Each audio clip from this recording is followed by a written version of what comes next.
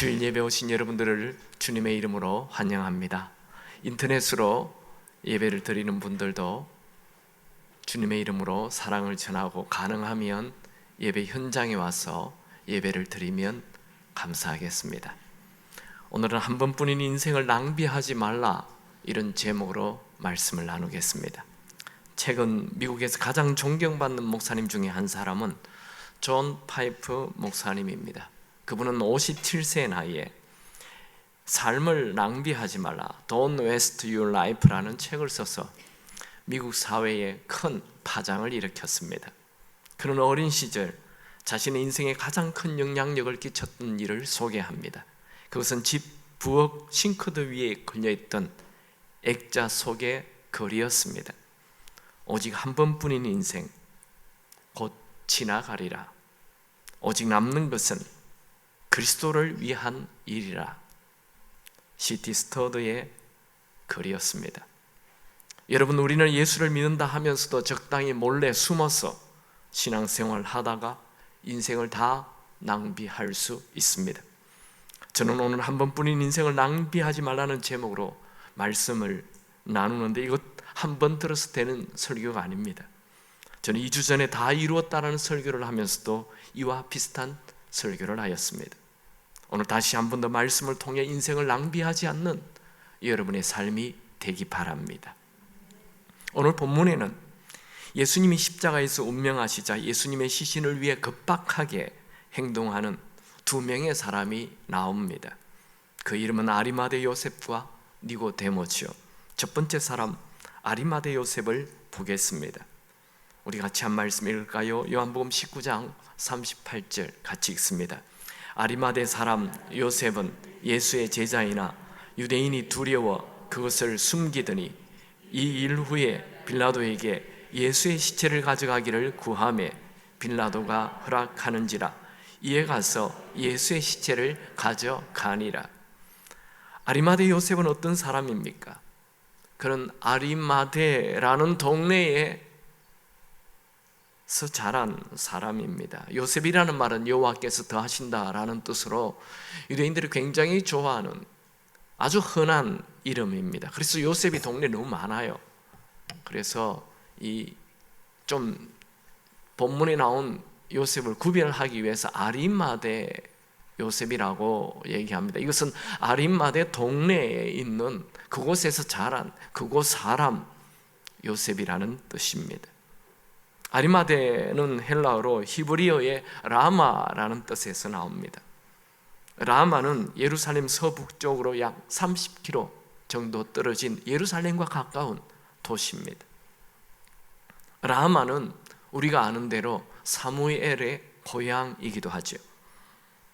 아리마대 요셉은 위대한 선지자 사무엘 고향에서 자란 만큼 신앙의 자부심이 있었던 사람이며, 또 그의 이름을 보면 그의 아버지가 하나님을 잘 믿었던 것 같습니다. 그는 사복음서에 모두 기록될 만큼 예수님 생애에 아주 중요한 인물로 소개됩니다. 마태복음에 보면 그는 부자이며 예수의 제자다라고 나와 있습니다. 마태복음 27장 57절에 저물었을 때에 아리마대의 부자 요셉이라는 사람이 왔으니 그도 예수의 제자라.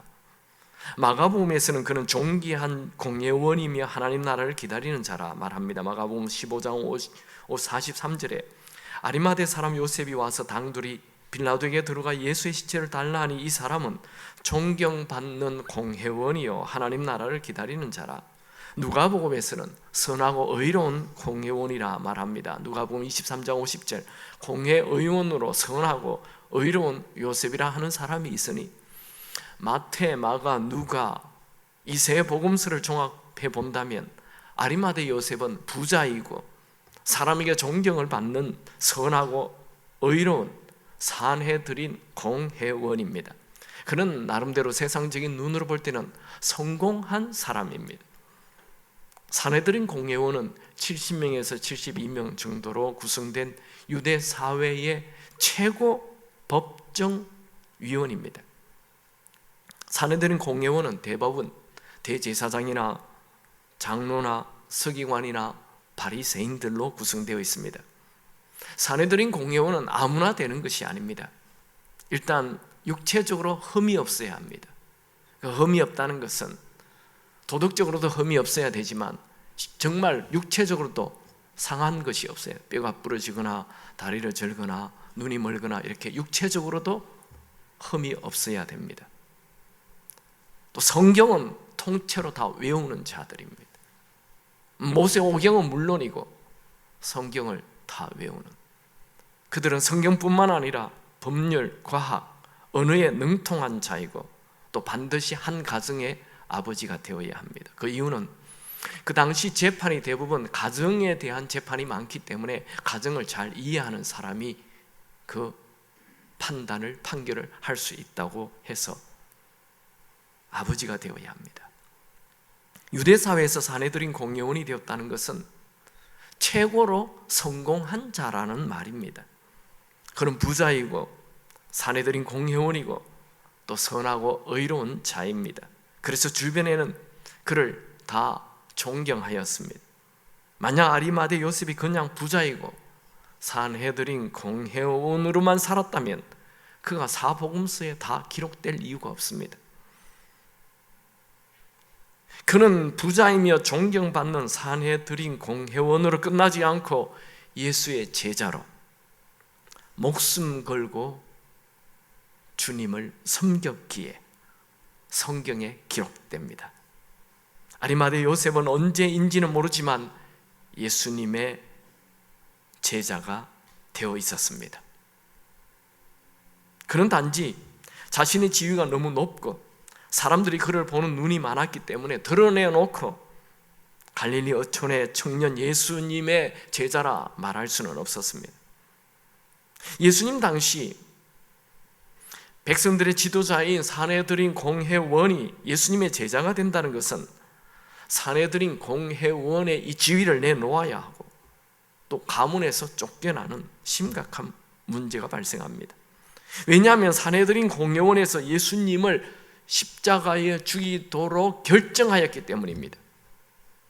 사내들인 공회원들은 모두 예수를 이단아로 생각하였고 무리들을 소동케 하는 자라고 생각했습니다. 그런데 사내들인 공회원인 아리마대 요셉이 예수님의 제자로 숨어 살았다는 것 이 자체가 충격적인 것이죠. 요한복음에는 아리마대 요셉이 예수님의 제자로 드러내는 것을 두려워하여 늘 숨기며 살다가 예수님이 십자가에 죽으심을 직접 눈으로 본 후에 더 이상 자신이 예수님의 제자라는 것을 숨기지 않고 드러내었다라고 말합니다. 다시 제가 요한복음 19장 38절을 읽어보겠습니다. 아리마대 사람 요셉은 예수님의 제자이나 유대인이 두려워 그것을 숨기더니 이 일 후에, 이 일이 뭡니까? 예수님이 십자가에 죽는 일 후에 빌라도에게 예수의 시체를 가져가기를 구하며 아리마대 요셉은 유대인들의 눈이 두려워서 숨어서 예수를 믿었습니다. 그는 예수를 믿는다 해도 사내들인 공회원이라는 이 지위와 신분을 유지하기를 원했습니다. 그런데 아리마대 요셉은 예수님이 십자가 위에서 하시는 말씀을 듣고 큰 변화가 일어납니다. 예수님이 십자가 위에서 아버지여 저들의 죄를 용서하여 주옵소서. 다 이루었다. 하나님을 아버지라고 감히 부르는 그 예수님, 다 이루었다고 말씀하시는 예수님, 저들을 용서해달라고 말씀하시는 예수님, 그는 예수님이 정말 하나님의 아들이심을 알게 되었습니다. 믿었습니다. 그가 예수님이 정말 하나님의 아들이심을 믿게 되자 더 이상 사내들인 공회원이라는 이 지위와 신분이 중요하지 않았습니다. 그는 위험을 무릅쓰고 빌라도에게 가서 예수의 시신을 달라고 요청하였습니다. 마가복음에서는 빌라도의 이런 행동을 아주 당돌한 행동이다 기록합니다. 마가복음 15장 43절 아리마대 사람 요셉이 와서 당돌이 빌라도에 들어가서 예수의 시체를 달라 하니, 이게 당돌이라는 말은 대담하게 이렇게 번역할 수도 있습니다. 지금 예수님이 십자가에 못 박히는 장소에는 예수님의 제자들조차도 다 도망가 버렸습니다. 아리마대 요셉이 빌라도에게 가서 예수의 시신을 달라 요구하는 일은 예수님을 죽이는 일을 주도했던 산헤드린 공회원의 입장에서 보면 이건 배신의 행위로 보일 수 있습니다. 그래서 산헤드린 공회원은 즉각 아리마대 요셉을 공회원에서 제명하거나 유대 사회에서 출교할 수 있습니다. 또 십자가형을 선고를 내리고 사형 선고를 내렸던 로마의 입장에서 보면 사형수를 가까이 하는 것은 공범이 되는 아주 위험한 일입니다. 그럼에도 불구하고 아리마대 요셉은 당돌하게 빌라도에게 가서 예수의 시신을 달라 말하였습니다. 요구하였습니다. 빌라도는 무시해도 됩니다. 그런데 그는 평범한 사람이 아닌 산헤드린 공회원인 이 아리마대 요셉이 빌라도에게 와서 예수님의 시신을 요청하자 자기도 모르게 그냥 허락하고 말았습니다. 이게 허락했다고 했습니다. 허락할 수 없는 것을 허락한 것이죠. 아리마대 요셉은 그는 더 이상 숨어 신앙생활하는 예수의 제자가 아니었습니다. 그는 지금까지는 자신의 사회적 신분의 이 자리를 유지하는 것을 중요하게 여기며 살았습니다. 그러나 예수의 죽음을 직접 눈으로 본 이후 달라졌습니다. 그는 삶의 목적을 바꾸었습니다. 그는 사람들의 이목이 두려워하는 그 두려움의 마음도 버렸습니다. 그는 직업을 잃어버릴까 하는 이 두려움도 버렸습니다. 당돌하게 자기의 믿음을 드러내었습니다. 그는 죽음도 두렵지 않았습니다. 그는 자신의 모든 것을 주님께 드리기를 원했습니다. 숨어있는 믿음에서 햇빛이 환하게 드러나는 대낮같이 드러나는 이런 믿음을 드러내었습니다. 그는 자신이 죽은 이후 묻히게 될 무덤을 일찍부터 마련해 두었습니다. 유대인들의 무덤에는 두 종류가 있습니다. 보통 평범한 사람들이 죽으면 그냥 공동묘지에 땅을 적당히 파고 그냥 시신을 묻습니다. 바로 그날. 근데 부자들은 이 공동묘지 같은데 이렇게 땅을 파고 이 시신을 묻으면 그 짐승들이 파내갈 수도 있습니다. 가난하기 때문에 어쩔 수 없는 것이죠. 근데 부자들은 그렇게 시신을 땅에 묻지 않고 큰 동굴에다가 시신을 갖다 놓습니다. 그리고 아무도 함부로 건드릴 수 없도록 직경 한 2m 정도 되는 큰 동그란 돌로 그 동굴문을 탁 막습니다. 사람 한 10명 정도가 밀어야 열릴 수 있는 그런 동굴은 굉장한 부자들만 일찍 그 무덤을 마련할 수 있습니다. 웬만한 부자가 아니면 동굴 무덤을 만든다는 것은 쉬운 일이 아니죠. 아리마대 요셉은 아직 누구도 묻히지 않는 새 무덤에 예수님의 시신을 안치하였습니다. 이런 일은 이미 예수님이 오시기 전 700년 전에 구약 이사야 선지자가 예언한 일입니다. 이사야 53장 9절 그는 강포를 행하지 아니하였고 그의 입에 거짓이 없었으나 그의 무덤이 악인들과 함께 있었으며 그가 죽은 후에 부자와 함께 있었도다. 아리마대 요셉은 숨어서 예수의 제자로 살다가 예수님이 죽으신 이후 더 이상 숨기지 않고 행동으로 드러내는 신앙 생활을 하였습니다. 그는 자신의 재산을 주님을 위해 내어놓는 하나님께 쓰임받는 삶을 살게 되었습니다. 아리마대 요셉은 산헤드린 공회원이라는 이 지위와 신분을 이용해 주님의 시신을 가져올 수 있도록 하였습니다. 아리마대 요셉은 부자로 큰 무덤을 가지고 있었기 때문에 예수님의 시신을 새 무덤에 안치할 수 있도록 하였습니다. 여러분의 지위와 신분이 주님의 나라에 쓰임받는 도구가 되게 하십시오. 여러분의 부유함이 주님의 나라에 쓰임받는 도구가 되시기 바랍니다. 여러분의 은사와 달란트를 주님을 위해 쓰임받는 도구가 되게 하십시오. 자칫 잘못하면 아리마대 요셉은 하나님이 그에게 주신 지위와 부유함을 오직 자기 자신만을 위해 낭비하는 인생을 살다가 인생을 마칠 뻔했습니다. 여러분, 우리 인생은 아무리 성공을 해도 나를 위해 사용한다면 아무런 의미가 없습니다. 오로지 주를 위해 사용한 것만 영원히 남게 됩니다. 여러분에게 주신 모든 것을 아낌없이 주를 위해 쓸 수 있는 믿음 가지시기 바랍니다. 골로새서 1장 16절 만물이 그에게서 창조되되 만물이 다 그로 말미암고 그를 위하여 창조되었고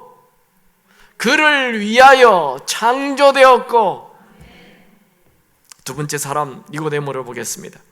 예수님이 십자가에서 운명하시자 아리마대 요셉이 빌라도에게 가서 시신을 가져오게 해달라고 요청하였고 빌라도가 허락하자 예수님의 시신은 십자가 위에서 내려지게 됩니다.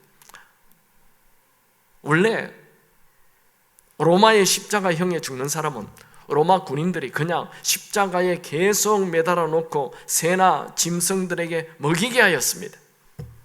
그렇게 함으로 로마에 대한 반역자에 대한 경고를 하는 것이죠. 그런데 아리마대 요청으로 예수님의 시신을 아리마대 요셉의 무덤으로 옮기는 것을 허락받아서 예수님의 시신을 십자가에서 내릴 수 있었습니다. 누가 예수님의 시신을 십자가 위에서 내렸을까요? 로마 군인들이 하지 않습니다. 그 비참한 그 시신을 로마 군인들은 못 박는 거로 끝냅니다.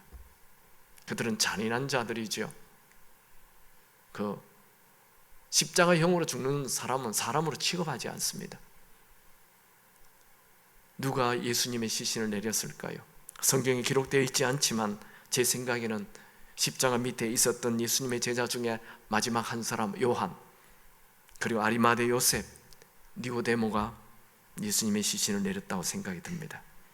요한은 예수님의 손과 발에 박힌 못을 빼면서 얼마나 울었을까요? 예수님의 시신이 십자가에 내려져 세마포에 감쌀 때 십자가 주변에 있었던 예수님의 어머니 마리아와 다른 여인들은 얼마나 울었을까요? 저는 예수님의 시신에 손과 발에 박힌 못을 빼는 이 요한의 입장을 생각해 보니 그냥 눈물이 주르륵 흘렀습니다. 온몸이 피범벅이 된 예수님의 시신을 보면서 요한은 목 놓아 울었을 것입니다. 이마에 가시 멸류관을 뽑으면서 닦아도 계속 흘러내리는 눈물을 감출 수가 없었을 것입니다. 십자가를 묵상하면 늘 우리에게 감동을 줍니다. 나의 모든 행동이 얼마나 사치인지 알게 해줍니다. 십자가에 달리신 예수님을 묵상하면 지금 나의 고통은 너무나 별것 아니라는 걸 알게 합니다. 십자가에 달리신 예수님을 생각한다면, 그분 때문에 내가 천국 간다는 것, 이것 생각만 한다면 그냥 감동이 될 뿐입니다. 여러분, 믿음이 흔들릴 때, 마음이 어려울 때 십자가를 묵상하십시오. 큰 은혜가 있을 것입니다. 예수님의 장래의 아리마대 요셉과 함께 아주 중요한 한 사람이 또 등장합니다. 그의 이름은 니고데모입니다. 요한복음 19장 39절 40절 같이 읽겠습니다.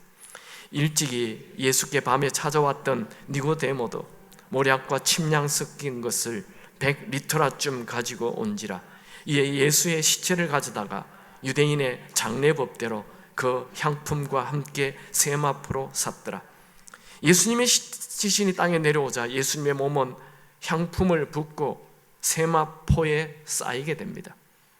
니고데모는 모략과 침량이 섞은 것을 100리터라 정도 가지고 왔습니다. 이 모략은 아기 예수님이 태어났을 때 동방박사들이 가져온 3가지 예물 중에 하나였던 것 기억나시죠? 아주 비싼 것입니다. 방부제 역할을 합니다. 그리고 침량은 백합과에 속하는 식물에서 채취하는 향료로서 모략과 함께 섞으면 방치제 역할을 합니다. 모략과 침량을 섞은 향료는 매우 비싼 고가품입니다. 니고데모는 이것을 100리트라 정도 가져왔다 했습니다. 리트라는 건입니다. 그러니까 100건 정도, 무게는 35kg 정도 됩니다. 여러분, 한 사람의 시체에 35kg의 향료를 쏟았다. 여러분들 향수 있죠? 그 향수 요만한 것만 쬐끔만 발라도 온 냄새가 납니다. 35kg를 쏟았다. 이건 왕에게만 하는 일입니다. 왕에게만. 일반인에게는 그렇게 하지 않습니다. 왕에게만 쏟아붓는 어마어마한 양을 쏟아붓은 것입니다. 유대인들은 장례를 할 때 세마포로 시신을 이렇게 감싸는데 향료를 같이 섞어서 시신을 감쌌습니다. 니고데모는 예수님의 몸에 향품이 흘러 넘치도록 부었습니다. 니고데모는 예수님에게 자기의 재산을 아낌없이 쏟아부었습니다. 여러분, 니고데모가 쏟아부은 이 향료의 가치를 돈으로 환산하면 얼마가 될까요? 저는 평생 신앙생활 하면서 이 향료의 가치를 처음 계산 한번 해봤습니다. 요한복음 12장에 보면 마리아가 예수님의 몸에 그 나드 향유 한 근을 부었다 했죠. 그때 그 나드 향유의 한 근의 값이 얼마냐면 300데나리온이라고 그랬어요. 1데나리온은 그 당시 노동자 하루치 월급이에요. 그러니까 우리 한국 같으면 한 10만 원 정도 되는 거죠. 그러니까 300데나리온이면 뭐 노는 날 다 빼고 하면 1년치 월급인 거예요. 노동자의 1년치 월급 그냥 약 한 3천만 원, 우리 한국 돈으로 한다면 3천만 원 됩니다. 근데 이 나드 향유랑 지금 이 모략과 침량을 섞은 이 향유의 가격은 나드 향유보다도 니고데모가 가져온 향유가 훨씬 더 비싼, 왜냐 모략이 섞이기 때문에 훨씬 더 비싼 향유입니다. 그러나 나드 향유의 가치로만 생각해서 이 100근의 가치가 100리트라나 되는 이 가치가 니고데모가 쏟아부은 그 향유의 가치가 얼마일까? 나드 향유로 가격만 생각해도 그 가치는 1년치가 아니라 100년치 노동자의 월급입니다. 그럼 1년이 3천만이면 100년치면 30억이 되는 것이죠. 어마어마한 재산을 쏟아 부은 것입니다. 그는 예수님에게 아낌없이 사랑을 쏟아 부었습니다. 원래 니고데모는 어떤 사람이죠? 니고데모라는 이름은 백성의 정복자라는 뜻을 갖고 있습니다. 그러니까 니고데모의 아버지는 별로 믿음이 없었던 것 같아요. 어쨌든 대단한 욕심이 많은, 세상적인 욕심이 많았던 사람 같습니다.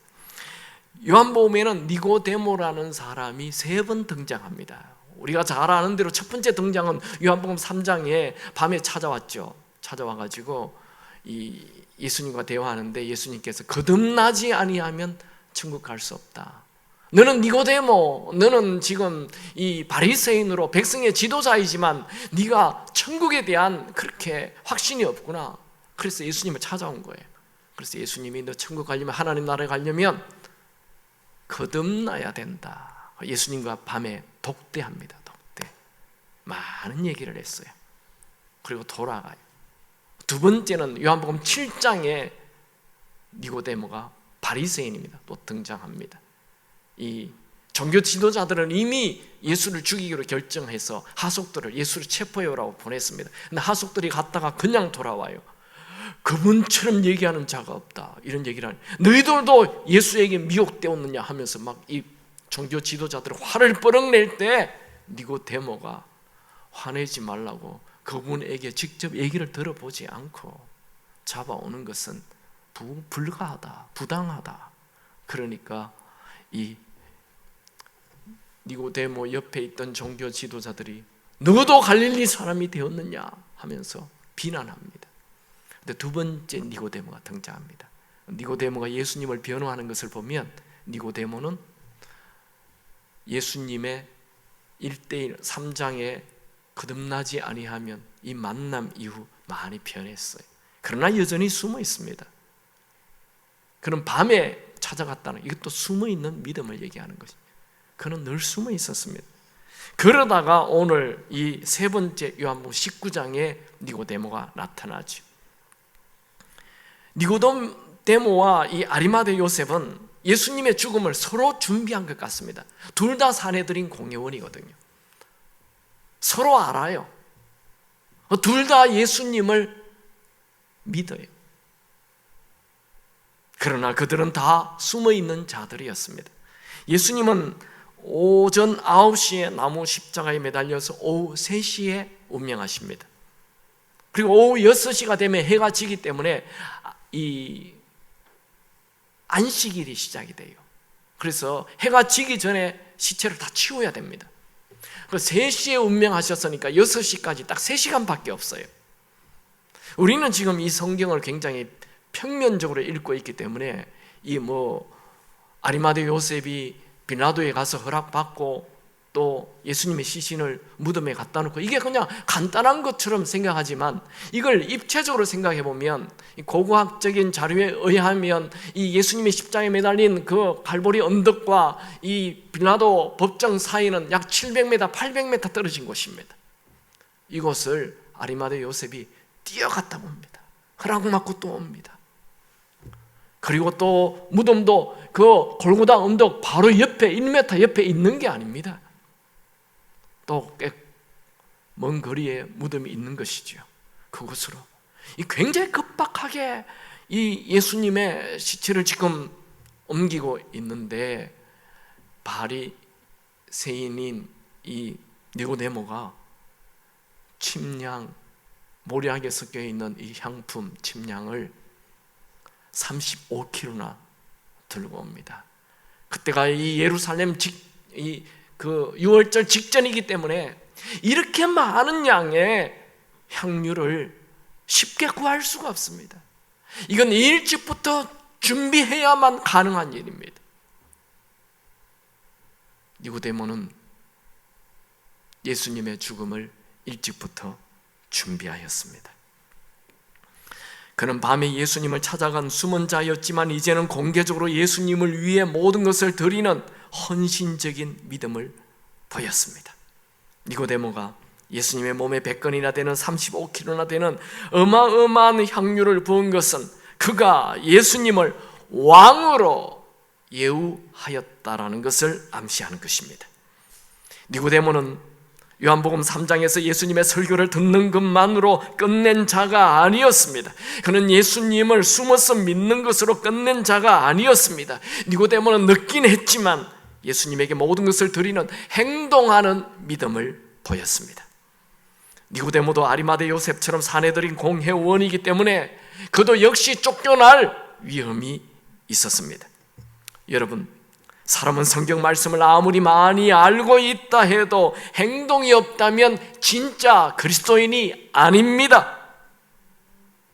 여러분, 우리는 숨어 지내는 신앙을 정리해야 합니다. 우리는 적당히 지식으로만 예수를 믿는 수준에서 빠져나와야 합니다. 우리는 아리마대 요셉과 니고데모의 예수님을 향한 행동하는 믿음을 보았습니다. 저는 오늘 이 두 명의 삶을 보면서 두 가지 메시지를 나누기 원합니다. 첫 번째, 인생의 낭비는 비극입니다. A.W. 토저 책 임재체험이라는 책에 나오는 글입니다. 영국의 한 귀족이 89세 생일을 며칠 앞두고 세상을 떠났다. 그는 대단한 재력과 세상적인 지위를 가지고 있었기에 생계를 위해 일할 필요가 없었다. 그는 나이 20살에서부터 약 70년 세월을 자신이 하고 싶은 것을 하고 자유롭게 살았다. 뉴스에 따르면 그는 평생을 반점 생지를 기르는 일에 전념했다고 한다. 나는 이 기족을 슬픈 표정으로 바라보았다. 왜냐하면 하나님이 주신 소중한 인생을 반점 생지를 기르는데 다 낭비했기 때문이다. 나는 영국 귀족의 이야기가 사실이 아니었으면 좋겠다. 하지만 쓸쓸하게도 이것은 사실이며 이런 비극적인 일이 날마다 우리 눈앞에 일어나고 있다. 영화 속에서가 아니라 실제로 우리 삶 속에서 일어나고 있다.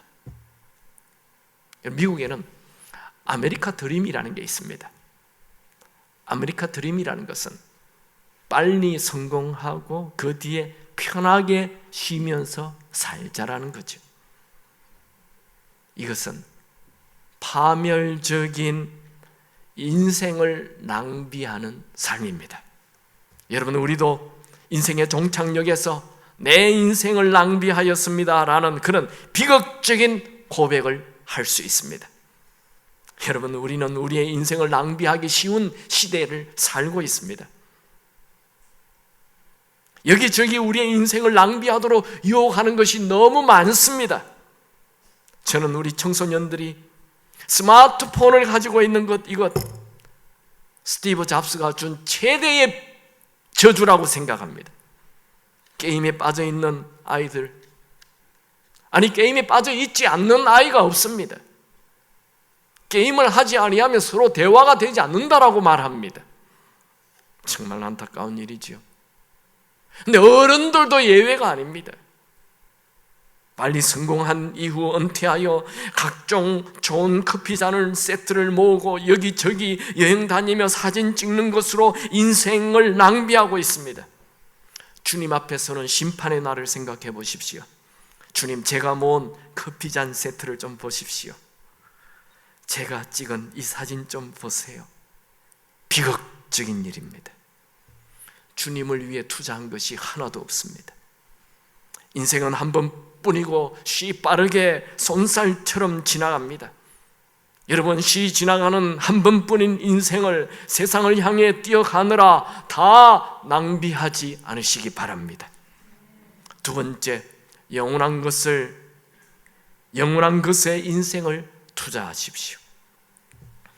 인생을 낭비하지 않는다는 게 뭘까요? 공부를 열심히 하는 것일까요? 내 잠재력을 개발하는 것일까요? 세상적으로 성공하는 것일까요? 내 취미 생활을 누리는 것일까요? 아니면 재미있게 인생을 사는 것일까요? 여러분, 우리의 인생을 마치는 날 지옥을 간다면 아무리 성공한들 못하겠습니까? 예수를 믿는 자들 중에도 적당히 숨어 신앙생활 하다가 인생을 마치는 자 너무 많죠. 여러분, 죽음 이후 천국에 가서 영원히 살게 될 텐데 우리가 이 땅에 사는 동안 천국을 위해 투자한 것이 없다면 정말 비참한 그리스도인이 될 것입니다. 우리가 아리마대 요셉과 니고데모를 만나 당신들의 인생에서 가장 후회되는 일이 무엇이냐라고 묻는다면 그들은 아마 이렇게 말할 것입니다. 예수님이 살아계실 때 그분 앞에서 믿음과 사랑을 표현하지 못한 것이라고 할 것입니다. 그러나 예수님은 부활하여 살아계시기에 그들의 믿음과 사랑 다 아십니다. 예수님은 아리마대 요셉과 니고데모가 목숨 걸고 자기들이 받을 손해를 감수하면서 예수님을 향한 사랑을 보인 그 헌신을 다 아십니다. 여러분, 성경은 아리마대 요셉과 니고데모의 그 헌신 이후의 삶을 기록하지 않습니다. 그들이 예수님에게 믿음을 보였더니, 사랑을 보였더니, 헌신을 하였더니 이렇게 하나님으로부터 큰 복을 받았다라는 기록이 있으면 얼마나 좋겠습니까? 그런데 그런 거 기록하지 않습니다. 왜요? 성경은 축복에 관심이 있지 않고 그 믿음을 보인 것에, 헌신에 관심이 있기 때문입니다. 여러분, 우리는 이 땅에서 큰 복 받는 것이 중요한 것이 아닙니다.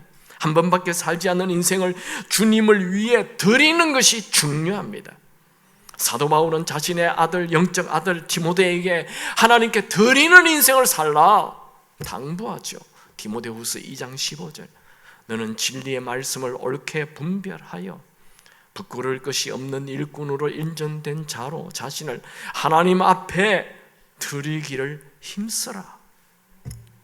여러분, 우리의 인생 전부는 하나님 눈앞에 벌거벗은 것처럼 다 드러납니다. 히브리서 4장 13절, 지으신 것이 하나도 그 앞에 나타나지 않음이 없고 우리의 결산을 받으실 이의 눈앞에 만물이 벌거벗은 것 같이 드러나느니라. 여러분, 만약 우리의 인생이 오늘 끝난다면 우리의 인생은 하나님에게 어떤 평가를 받을까요? 지금이라도 늦지 않습니다. 여러분, 더 이상 한 번뿐인 인생을 나의 성공을 위해 다 낭비하지 말고 하나님께 드리는 삶이 되시기 바랍니다. 국제선교회를 세운 C.T. 스터드, 그 선교사는 영국의 유복한 집안에서 태어나 캠브리지 대학의 우수한 학생이었으며 그렇게 챔피언이었고 보장된 수입과 미래가 있었습니다. 그는 어느 날 캠퍼스 집회에 참여했다가 D.L. 무디의 설교를 듣고 복음을 위해 자기의 인생을 드리기로 다짐하고 그 좋은 미래가 열려있는 모든 길들을 다 내려놓고, 그럼 캠브리지 대학은 아무나 들어가는 게 아닙니다. 미국의 하버드 정도 됩니다. 그런 수재가 갑자기 모든 걸 다 내려놓고 중국 선교사로 떠났습니다. 중국에서 10년 사역을 하다가 건강이 악화되어 영국으로 돌아온 뒤에 영국과 미국을 오가며 수많은 젊은이들에게 선교사로 헌신하라, 그런 일들을 하였습니다. 그는 다시 인도로 사역을 떠납니다. 또다시 인도에서 질병으로 돌아올 수밖에 없었지만 53세가 되던 1913년 연약한 몸으로 또다시 아프리카 심장부의 복음을 전하기 위하여 콩고로 떠납니다. 이야, 대단하죠. 중국 갔다가 인도 갔다가 이제 또 콩고로 갔다. 우리 목사들 세계 같으면 서울에서 개척했다가 부산에서 개척했다가 또 저 포항 같은 데 또 개척하는 거예요. 대단한 사람이죠. 진짜 대단합니다. 그가 콩고로 떠날 때 파송식에서 누군가가 이렇게 질문했습니다. 당신은 당신의 보장된 미래와 돈을 다 포기하고 떠나는 것을 희생이라고 생각하지 않습니까? 그때 C.T. 스터드는 모든 그리스도인들에게 충격적인 아주 놀라운 고백을 남깁니다. 만일 그리스도 예수가 나의 하나님이시며 나를 위해 죽으셨다면 그분을 위한 나의 어떤 희생도 결코 크다고 할 수 없을 것입니다. 아멘이십니까? 여러분, 아리마대 요셉이나 니고데모는 예수님의 십자가 사건 앞에 인생의 모든 것을 완전히 다 바꾸었습니다. 그들은 아직 예수님의 부활을 몰랐습니다. 그래도 그들은 모든 것을 예수님께 올인하고 예수님께 전 인생을 다 던졌습니다. 우리는 예수님의 십자가에서 죽으심과 예수님의 부활을 다 압니다. 그래도 예수님을 향한 믿음의 행동이 없고 헌신이 없고 여전히 세상을 향해 살아가고 있습니다. 우리는 나 자신에게 정말 예수님이 나를 위해 죽으셨다는 것과 천국에 있다는 것을 믿고 있는지 솔직하게 물어보아야 합니다. 정말 예수님이 나를 위해 죽으신 분이라는 것을 믿는다면 이 세상만을 위해 사는 인생을 낭비하는 자가 되지 않을 것입니다. 여러분, 세상의 성공만을 위해 살지 마십시오. 그것도 결국은 낭비한 인생이 됩니다. 모세는 공주의 아들로 애국 왕궁에서 인생을 낭비하지 않았습니다. 에스더는 호화로운 왕비 생활로 인생을 낭비하지 않았습니다. 여러분, 우리는 이 땅에 살기 위해, 이 땅의 성공을 위해, 이 땅의 유명을 위해 태어난 자가 아닙니다. 우리는 영원을 위해 태어난 자입니다. 여러분, 영원을 위해 투자하는 자가 되십시오. 여러분의 은사와 달란트를 영원을 위해 아낌없이 투자하십시오. 여러분에게 주신 건강과 재정과 시간을 영원을 위해 기쁘게 투자하십시오. 영원을 위해 투자한다는 것은 주님을 위해 투자한다는 것이죠. 물 한 컵이라도 주를 위해 섬기십시오. 여러분의 섬김, 여러분의 드림, 여러분의 믿음의 행동, 여러분의 헌신은 천국에서 해같이 빛날 것입니다. 여러분, 적당히 숨어 사는 그리스도인의 삶을 정리하십시오. 행동 없는 믿음은 죽은 믿음이라 했습니다. 오늘 설교가 부담스럽습니까? 아멘. 여러분, 오늘 설교가 여러분의 인생에 큰 도움이 되기 바랍니다. 제가 이 코로나 얘기를 하지 않을 수가 없습니다. 코로나는 서울대 공원에 놀러 가면 걸리지 않습니다. 코로나는 해수욕장에는 걸리지 않습니다. 코로나는 제주도 여행에는 걸리지 않습니다. 그런데 이상하게 교회만 오면 걸립니다. 여러분, 바보입니까? 왜 교회를 안 오십니까? 교회 오십시오. 예배는 집에서 드리는 것과 현장에서 드리는 것은 다릅니다. 제가 이해 못하는 거 아닙니다. 어린아이가 있다든지 노약자라든지 부득이한 경우에는 집에서 인터넷으로 드리십시오. 그러나 할 수만 있다면 숨어서 신앙생활 하지 마시고, 적당히 신앙생활 하지 마시고, 대충 신앙생활 하지 마시고, 목숨 걸고 신앙생활 하시기 바랍니다. 주님은 우리의 모든 걸 보고 계십니다. 주님 앞에 사십시오. 여러분들이 시시하게 신앙생활 한다면 여러분의 아들, 딸들도 엄마, 아빠를 닮아 시시한 신앙생활 하고 말 것입니다. 진짜 그리스도인이 되려면 세상에 대해 죽고 예수에 대해 살아야 합니다. 여러분, 살든지 죽든지 예수만 높이시기 바랍니다. 빌립보서 1장 20절, 살든지 죽든지 내 몸에서 그리스도가 존귀하게 되게 하려 하나니. C.T. 스터드가 남긴 오직 한 번뿐인 인생이라는 시를 읽어보겠습니다. 서두에 소개한 것처럼 이 시는 존 파이프 목사님의 인생을 바꾼 시이기도 합니다. 어느 날 2줄짜리 금언을 나는 들었네. 종종 걸음으로 삶의 길을 가던 날 내 가슴에 확신을 심어준 그 말, 영영 내 마음을 떠나지 않네. 오직 한 번뿐인 인생 속히 지나가리라. 오직 그리스도를 위한 일만이 영원하리라. 오직 한 번뿐인 인생, 단 한 번뿐인 인생, 흐르는 그 시간도 머지않아 멈추겠지. 이내 주님을 만날 그날이 오고 나는 그분의 심판의 보좌 앞에 서겠지. 오직 한 번뿐인 인생 속히 지나가리라. 오직 그리스도를 위한 일만이 영원하리라. 여러분, 정말 인생은 한 번뿐입니다. 연습이 없습니다. 인생을 낭비하지 마십시오. Don't waste your life. 예수 믿는 자들 중에도 인생을 낭비하는 자가 너무 많습니다. 인생을 낭비하지 마십시오. 찬양하죠.